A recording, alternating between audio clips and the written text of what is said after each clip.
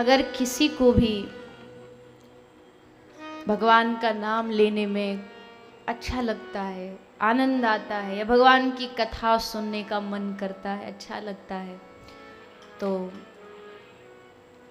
फिर पक्का मान लीजिए कि कोई तो रिश्ता है उनसे। ऐसे ही थोड़ी बिना रिश्ता के किसी की याद आती है।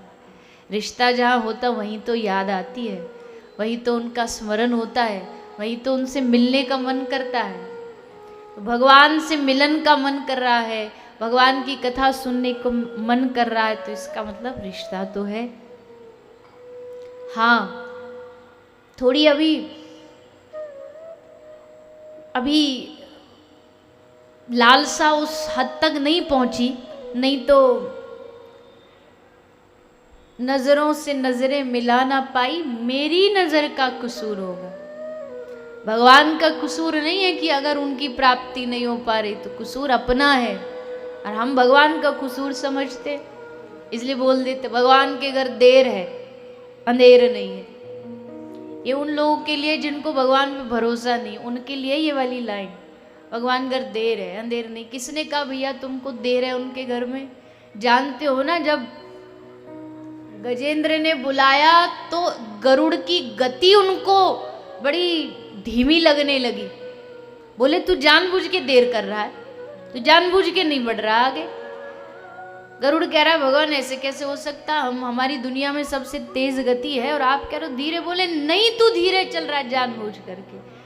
पर जो इतनी सी देरी ना सहन करे भक्तों के लिए, उसके घर में देर हो सकती है कभी? अरे भैया कसूर उनका नहीं है, देरी उनकी नहीं है, कसूर हमारा है कि हमारी आंखें उन्हें देख नहीं पा रही हैं, हमारी दृष्टि उनको समझ नहीं पा रही है। कसूर हमारा, उनका नहीं। उन पे मत थोपो, उन पे मत डालो। हाँ, इतना जरूर है कि मुझी में रहकर मुझी से पर्दा हटाना जरूर होगा। बैठे तो भीतर ही हो, कहीं दुनिया में थोड़ी बाहर। ठाकुर जी तो हमारे भीतर ही बैठे हैं, पर रह कर के भी पर्दा कर रखा है। कुछ उनकी तरफ से पर्दा, कुछ हमारी तरफ से पर्दा, और पर्दा हटाना जरूर होगा।